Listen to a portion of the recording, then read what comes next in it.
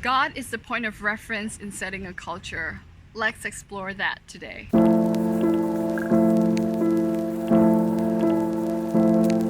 Hey friends, we're back with another video for this SOM series, and today we're going to shake things up a little bit. I'm going to hold the camera and talk to you like if I'm talking through a video call.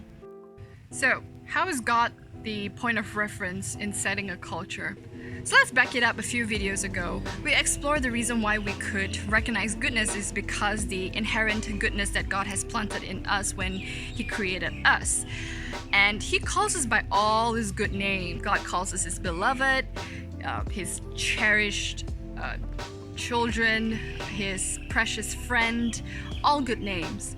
While I acknowledge that whenever we talk about culture, we always go back to its definition, which is a shared custom by a group of people. God calls me His beloved child. So how do I live out my life as a beloved child?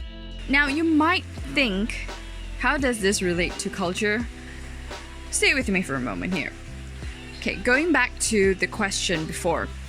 When I live out my life as a beloved child, when I live out from this name that God calls me, the way I act, the way I think, the way I carry myself, all comes from this place. Means I am setting the tone how I want to live my life. Now, imagine a group of people collectively living out from the name that God calls them. That itself is setting a culture of honoring. And the culture of honoring includes encouragement, affirmation, and a whole lot of celebration. Remember a few videos ago where I shared that in SOM, you will be bombarded constantly with truth.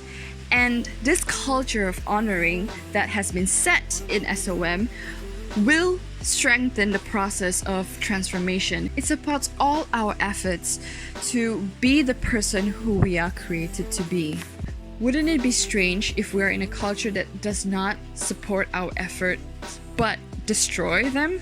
Hence, a culture of honoring points back to God, because God always affirms us, always encourages us, and always celebrates us. One of the ways we honor people and ourselves is by the way we speak. But I won't be sharing much of the details here. Another way we honor people is by fulfilling our duties and honoring the arrangements of the house. We all lived in a house together as a community, and each of us were given responsibilities like cooking, decorating, setting the table, mopping the floor. All of us fulfilled our duties because we want to honor each other. Can you imagine if one of us did not fulfill our duties? The rest will be living in dirt. Ew. Not a very beloved child of God thing to do, right? Now we can see that culture is not just a norm that we should obey or a bunch of lists of things to do or not to do. Most importantly, culture is how we lived out the name that God calls us. I believe only then we are able to fully understand the norms. Thank you for sticking around and exploring with me what culture is and how we practice in XOM. I will see you next week, but please don't forget to subscribe and like the video if it helps you, and share it with your family and friends. See you next week.